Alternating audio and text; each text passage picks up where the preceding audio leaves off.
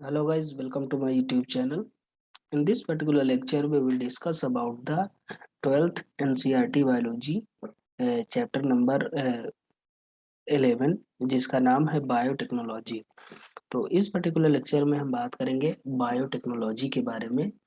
तो ये एक पूरा कंप्लीट कोर्स है एनसीईआरटी बायोलॉजी के। जो 12th की एनसीईआरटी बायोलॉजी है उसका पूरा कंप्लीट कोर्स है, जिसमें हमने अभी हाल ही में जो हमारा प्रीवियस लेक्चर था चैप्टर नंबर 10 के लिए था, जिसमें हमने बात करी थी माइक्रोब्स के बारे में जो ह्यूमन लाइफ के लिए बेनिफिशियल होते हैं।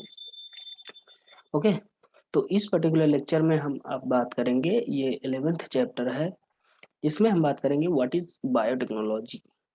तो बायोटेक्नोलॉजी क्या है, उसके प्रिंसिपल्स क्या हैं, प्रोसेस क्या हैं, ये सारी चीजें हम इसमें देखेंगे। ओके।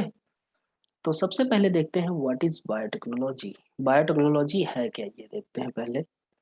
तो biotechnology refers to the technology using biology which has applications in agriculture, food processing, industry, medicines, diagnostics, bioremediation, waste treatment and energy production। तो बायोटेक्नोलॉजी का यूज हम एग्रीकल्चर में यूज करते हैं। एग्रीकल्चर में क्या, बायोटेक्नोलॉजी से अच्छे जो हाइब्रिड चीजें बनती हैं, और जो बहुत सारी चीजें हैं जिनका प्रोडक्शन बढ़ाने के लिए उस प्लांट का जो एम्ब्रियोजेनेसिस वाली जो स्टेज होती है उसमें क्या हम बहुत सारे चेंजेस करते हैं bye the biotechnology. Food processing भी होती है बायोटेक्नोलॉजी से। इंडस्ट्री में यूज होता है। बहुत सारी मेडिसिन बनाई जा रही हैं। अगर हम इंसुलिन की बात करें तो इंसुलिन क्या है, वैक्सीन है। इंसुलिन वैक्सीन है जो कि जो डायबिटिक पेशेंट होते हैं उनको दी जाती है। डायग्नोस्टिक करी जाती है, जांच की जाती है तरह तरह की बीमारियों के लिए। बायो रेमेडिएशन होता है इनका। बायो रेमेडिएशन में यूज होती है, वेस्ट ट्रीटमेंट में एंड एनर्जी प्रोडक्शन में भी यूज होती हैं। ओके। तो एक फेडरेशन है बायोटेक्नोलॉजी का, जिसे हम क्या कहते हैं, ईएफबी। तो ईएफबी क्या है, यूरोपियन फेडरेशन ऑफ बायोटेक्नोलॉजी। कभी कभी इंटरमीडिएट में फुल फॉर्म पूछ लिया जाता है इसका। तो ये क्या करता है, इसमें क्या कहा है, बायोटेक्नोलॉजी क्या है, the integration of the natural science. इन्होंने क्या कहा कि integration of the natural science and organism, cells, parts, therefore thereof molecular analog for the product and services। तो इंटीग्रेशन, नेचुरल साइंस का इंटीग्रेशन विद द ऑर्गेनिज्म की, जैसे cell हैं या उसके पार्ट्स हो गए। तो इन दोनों चीजों के बीच में जब हम कोई इंटीग्रेशन करते हैं, कोई प्रोसेस करते हैं दोनों के बीच में, तो उसे हम क्या कहते हैं, बायोटेक्नोलॉजी कहते हैं। ओके। अब देखिए क्या है कि basis of modern biotechnology. Modern biotechnology का बेसिस क्या है, ये हम देख लेते हैं। मॉडर्न बायोटेक्नोलॉजी का बेसिस क्या है, डीएनए आरएनए। तो सबसे पहले बात आती है जेनेटिक इंजीनियरिंग की। तो जेनेटिक इंजीनियरिंग में क्या होता है, introduction of the foreign genetic material, जैसे डीएनए हो गया, आरएनए हो गया, into the host genome and altering it's phenotype. अब इसमें हम क्या करते हैं, जैसे मान लीजिए कोई भी पर्टिकुलर एक इंडिविजुअल है और उसके अंदर कोई हमें जीनोटाइपिक या फिनोटाइपिक चेंजेस लाने हैं। तो उसमें होगा, करना क्या है कि हम फॉरेन जो जेनेटिक मटेरियल है उसको हम क्या कर देंगे, जो होस्ट है, जो डिजायर्ड ऑर्गेनिज्म है हमारा, उसके अंदर उसको हम क्या कर दिए, इंट्रोड्यूस कर दिए। अब जब वो इंट्रोड्यूस होगा तो वो क्या करेगा, अल्टर कर देगा उसके फिनोटाइप को, और उसमें तरह तरह के चेंजेस आ सकते हैं। ओके। फिर जेनेटिक हो गया, उसके बाद एसेप्टिक टेक्निक की बात करते हैं। एसेप्टिक टेक्निक्स क्या होती हैं, involves maintenance of the contamination free ambience and in chemical engineering process for manufacture of products such as antibiotics, vaccines, etc। तो इसमें क्या होता है, जो कंटामिनेशन होता है फ्री एम्बियंस के लिए, जो केमिकल इंजीनियरिंग प्रोसेस है उसमें क्या करते हैं, मेंटेनेंस के लिए बायोटेक्नोलॉजी का यूज होता है। जैसे हम प्रोडक्शन कर रहे हैं एंटीबायोटिक्स का, वैक्सीन्स का, तो उसे हम क्या कहते हैं, एसेप्टिक टेक्निक्स कहते हैं। तो उसमें क्या होता है, जो भी कंटामिनेशन होता है तो उसे उसको उसका मेंटेनेंस किया जाता है by the biotechnology. This is done so as to enable the growth of only desired microbe responsible for the bioprocess। Okay, अब आगे हम देख लेते हैं जेनेटिक इंजीनियरिंग है क्या। ओके, तो जेनेटिक इंजीनियरिंग क्या है, इसमें हम क्या बात करते हैं, ए sexual reproduction preserves the genetic information while sexual reproduction preserves variation. जैसे कभी हम बात करते हैं तो ए सेक्सुअल रिप्रोडक्शन की बात आती है, तो वहां जैसे हम प्लांट की बात करें तो वहां क्लोन्ड बनते हैं उनके। लेकिन अगर हम सेक्सुअल रिप्रोडक्शन की बात करें तो वहां वेरिएशंस आते हैं, बहुत सारे वेरिएशंस आते हैं। वो जीनोटाइपिक भी हो सकते हैं, फिनोटाइपिक भी हो सकते हैं।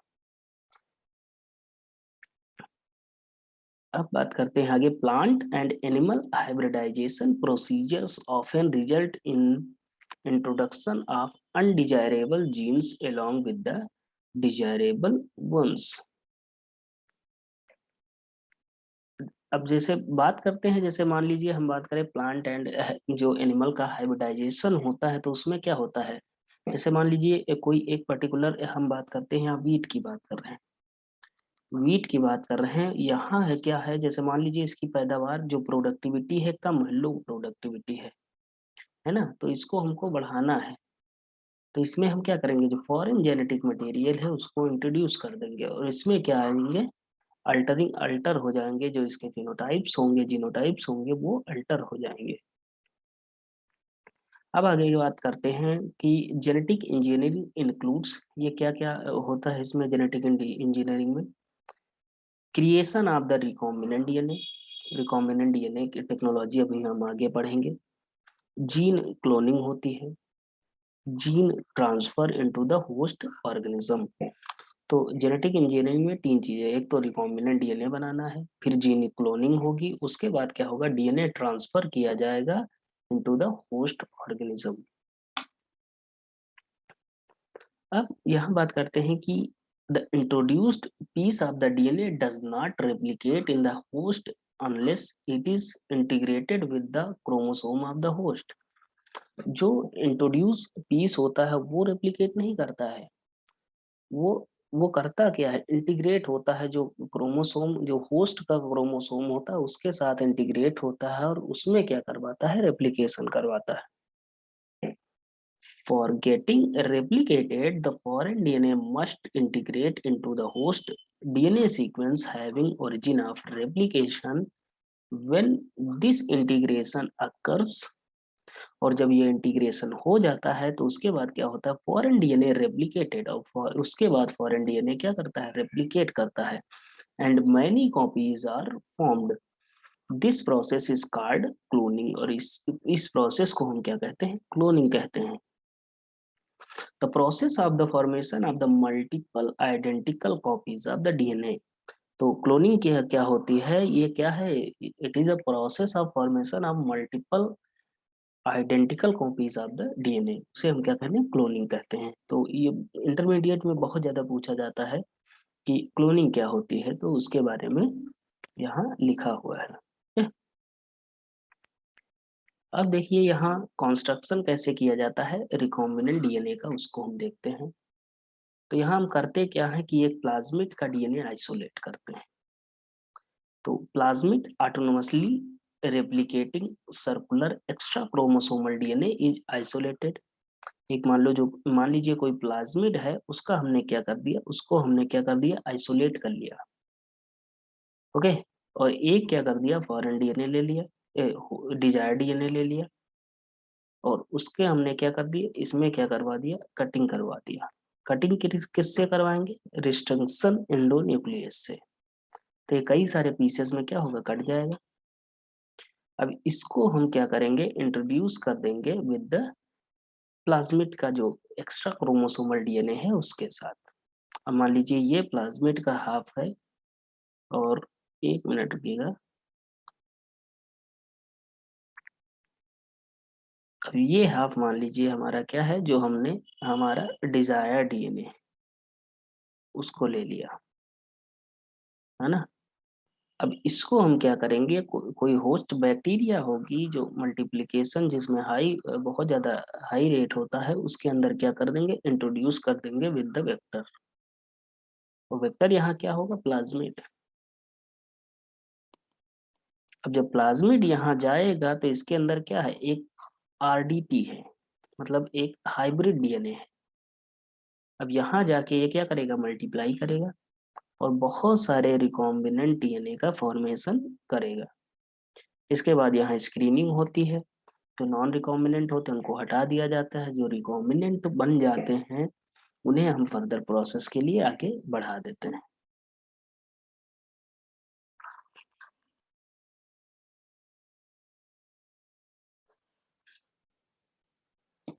ओके, तो आगे इसकी प्रोसेस देख लेते हैं थोड़ा कि क्या हमने कहा कि जो प्लाज्मिड का जो एक्स्ट्रा क्रोमोसोमल डीएनए है उसको आइसोलेट किया, फिर क्या करेंगे हम, plasmid DNA act as a vector. तो जो प्लाज्मिड का वेक्टर है वो कैसे एक्ट करेगा, वेक्टर की तरह एक्ट करेगा। Since it is used to transfer the piece of the DNA attached to it to the host, और इसके साथ जो हम डिजायर डीएनए अटैच किए हैं, ये एक ट्रांसफरिंग एलिमेंट की तरह वर्क करेगा और उसको वेक्टर की तरह वर्क करेगा और होस्ट के अंदर क्या करेगा, इंट्रोड्यूस करवा देगा। Plasmid DNA also contain genes responsible for the providing antibiotic resistant to the bacteria, और इसके साथ बहुत सारे एलिमेंट्स होते हैं जो एंटीबायोटिक रेजिस्टेंट होते हैं, वो पाए जाते हैं, जो एंटीबायोटिक रेजिस्टेंस पैदा करते हैं किसके अंदर, बैक्टीरिया के अंदर जो होस्ट है। Plasmid DNA was cut with the specific restriction enzyme, जिसे हम क्या कहते हैं, molecular seizures that cut a DNA at a specific location। यहाँ पे क्या होगा, जो रिस्ट्रक्शन एंडोन्यूक्लियेज होंगे, रिस्ट्रक्शन एंजाइम्स होंगे, वो डीएनए को कट करेंगे at the specific locations. The DNA of the interest, जो इंटरेस्टेड डीएनए है, जो इंटरेस्ट वाला डीएनए है, उसको इंसर्ट करना है किसके साथ, वो भी कट किया जाएगा किसके साथ, रिस्ट्रक्शन एंजाइम्स के साथ कट करा जाएगा। और उसके बाद क्या होगा, the DNA of the interest is hybridised with the plasmid with the help of the DNA ligase. और हम दोनों को क्या करेंगे, जैसे मान लीजिए ये हमारा प्लाज्मिड का है और ये डिजायर डीएनए है, इसको दोनों को हमको अगर जोड़ना है तो यहाँ हमारा एंजाइम क्या आएगा, यहाँ आएगा लाइगेज, और इसका पूरा नाम क्या है, डीएनए लाइगेज। ओके, तो मोलिकुलर ग्लू की तरह काम करता है, चिपकाने का काम करता है, और इससे हमारा क्या बन जाता है, रिकॉम्बिनेंट डीएनए का फॉर्मेशन हो जाता है। Recombinant DNA is then transfer to the host such as E coli. फिर उसके बाद जो रिकॉम्बिनेंट डीएनए हमारा बन गया उसको हम ई कोलाई के अंदर ट्रांसफर कर देंगे, वेयर इट रेप्लिकेट्स। वहाँ क्या होगा, इसका रेप्लिकेशन होगा, जैसे अभी हमने बताया ऊपर, by using the host replicating machinery. जो होस्ट की जो रेप्लिकेटिंग मशीनरी है उसको क्या यूज करेगा, जो रिकॉम्बिनेंट डीएनए है उसको यूज करके यहाँ पे मल्टीप्लिकेशन करेगा।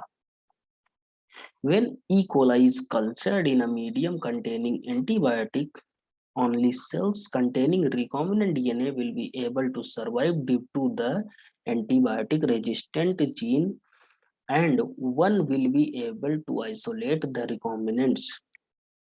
और हमने जैसे पहले ही बात कर ली, यहाँ क्या होते हैं, जो एंटीबायोटिक रेजिस्टेंट होते हैं, तो यहाँ होगा क्या, वही सरवाइव करेंगे जो रिकॉम्बिनेंट होंगे, जो नॉन रिकॉम्बिनेंट होंगे वो क्या हो जाएंगे, आइसोलेट हो जाएंगे।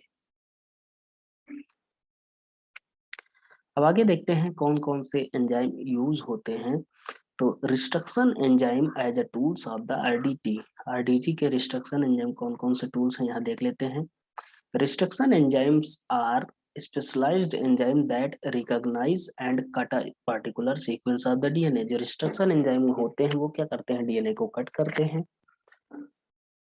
स्पेसिफिक पोजीशंस पे। फिर न्यूक्लियेजेस होते हैं दो तरह के, जैसे एंडोन्यूक्लियस होते हैं एंड एक्सोन्यूक्लियस होते हैं। तो एंडोन्यूक्लियस जो होते हैं वो क्या करते हैं, ये डीएनए को कट करते हैं at a specific positions with in the DNA.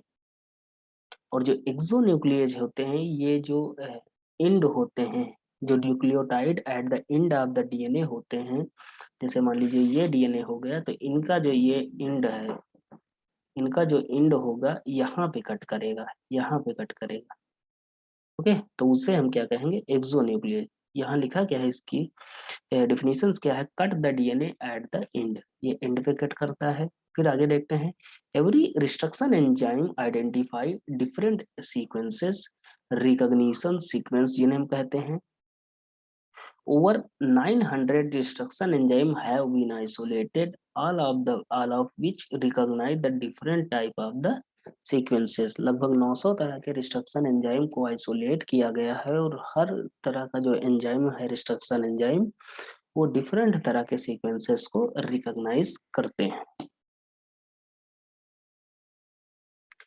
जैसे आगे देखते हैं कि जैसे रिकॉग्निशन सीक्वेंसेस जो होते हैं उन्हें हम क्या कहते हैं, पैलिंड्रोमिक सीक्वेंसेस कहते हैं। पैलिंड्रोमिक सीक्वेंस क्या होते हैं, are the sequence of the base pair that read same both backward and forward. जिसे हम बैकवर्ड और फॉरवर्ड दोनों तरह से अगर हम उसको पढ़ें, तो वो एक ही तरह का प्रोनाउंसिएशन दे, एक ही तरह का उनका स्ट्रक्चर हो। जैसे यहाँ क्या है, जी है, ए है, टी है, टी है, सी है। अब यहाँ देखिए क्या है, यहाँ हमारा क्या होगा, यहाँ जी होगा, है ना, फिर ए होगा, टी होगा एंड सी होगा। तो अगर इसको हम इधर से पढ़ते हैं तो ऐसे सेम है, और इसको हम अगर इधर से पढ़ें तो ये दोनों एक तरह की सेम स्ट्रक्चर है, इसीलिए हम इन्हें क्या कहते हैं, पैलिंड्रोम कहते हैं। ओके, अब आगे देखते हैं, restriction enzyme cut a little away from the centre of the palindrome. तो जो रिस्ट्रक्शन एंजाइम होते हैं, ये जो पैलिंड्रोम का जो पैलिंड्रोमिक सीक्वेंस होता है, उसका जो मिडिल पोर्शन होता है, उसका जो सेंटर पोजीशन होता है, वहां से हल्का बढ़ के काटते हैं, but between the same two bases on the opposite strand. लेकिन ये क्या करेंगे, जैसे मान लीजिए यहाँ इधर काटा है, तो यहाँ इधर जी के पास ही काटेगा। ओके, तो यहाँ 5' टू 3' है, यहाँ 3' टू 5' है।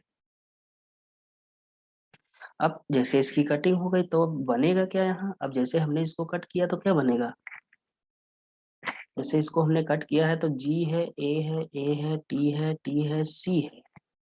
तो अगर इसको यहाँ से कट किया है तो हमें सीक्वेंस क्या मिलेगा, जी मिलेगा, जी अलग मिलेगा, तो 5' जी मिलेगा हमको, एंड दूसरा क्या मिलेगा, ए मिलेगा, फिर टी टी सी।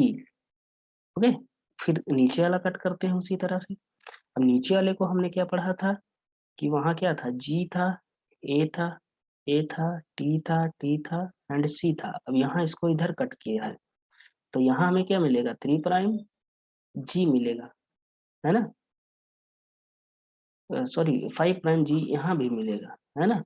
और यहाँ क्या मिलेगा हमें, ए मिलेगा, टी एंड सी, ये क्या होगा, 5' होगा।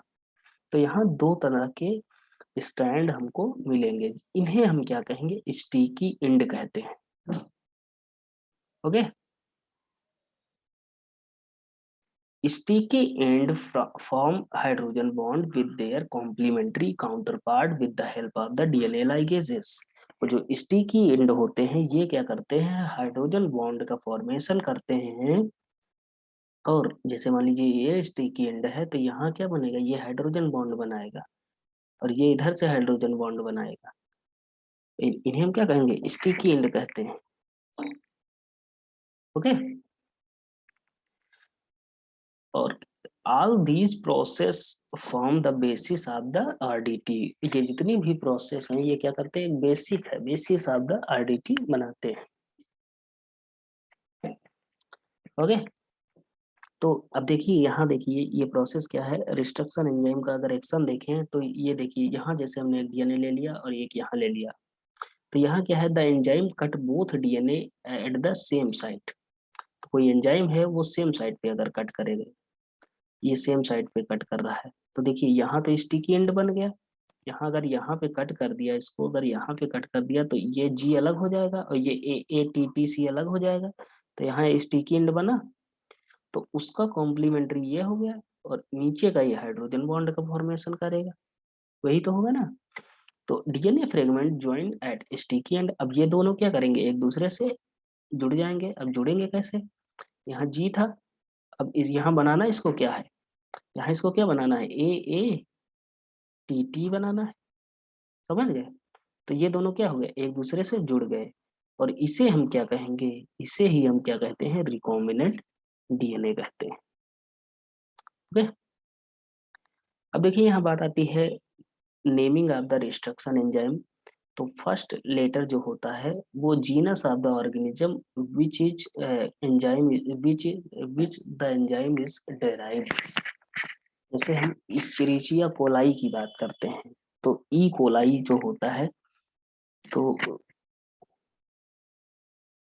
तो उसका पहला जो एंजाइम होगा ऑर्गेनिज्म का नाम होगा जहां से वो प्रोड्यूस हुआ है, डेराइव हुआ है। सेकेंड एंड थर्ड क्या होगा, स्पीसीज ऑफ द ऑर्गेनिज्म। जो सेकेंड एंड थर्ड पार्ट होगा वो होगा स्पीसीज का नाम, और जो फोर्थ लेटर होगा वो क्या होगा, name of the strain. And उसके बाद क्या होगा, एक रोमन नंबर होगा जिसे हम कहते हैं ऑर्डर ऑफ आइसोलेशन। तो यहाँ जैसे मान लीजिए हम ई कोलाई की बात करते हैं, तो ई कोलाई की बात करें या इको आर1 की बात करते हैं, तो ई से क्या हो गया, ई से हो गया इश्चेरिचिया, है ना। फिर सीओ क्या है, कोलाई है, इश्चेरिचिया कोलाई हो गया। ओके, फिर आर क्या है, स्ट्रेन है, इसे हम क्या कहेंगे, स्ट्रेन। फिर फर्स्ट है, तो फर्स्ट क्या है, आर्डर ऑफ आइसोलेशन, समझ गए। तो ये हो गई हमारी बात की naming of the restriction enzyme के बारे में। ओके, तो इस लेक्चर में हम इतना ही रहने देते हैं। तो हमने बेसिक जानकारी ले ली आरडीटी क्या होती है, उसमें तरह तरह के एंजाइम का फंक्शन होता है, अलग अलग फंक्शन होता है। तो नेक्स्ट लेक्चर में हम बात करेंगे आगे की जो भी बातें हैं इसमें। तो इसके बाद हम बात करेंगे जेल इलेक्ट्रोफोरेसिस के बारे में। ओके, तो अगर लेक्चर पसंद आया हो तो वीडियो को लाइक करिएगा, चैनल को सब्सक्राइब करिएगा, अपने दोस्तों को शेयर करिएगा। Okay, thank you.